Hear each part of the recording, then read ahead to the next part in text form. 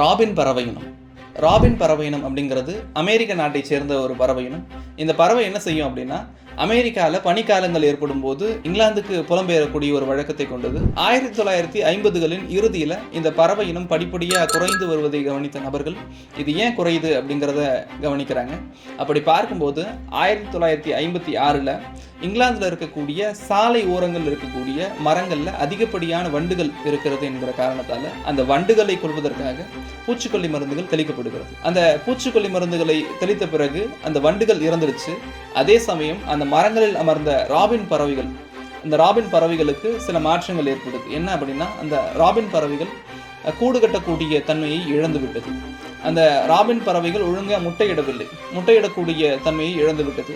அதே மாதிரி 13 நாட்களில் குஞ்சு பொரிக்க வேண்டிய ராபின் பறவை 21 நாளில் தான் குஞ்சு பொரிக்குது.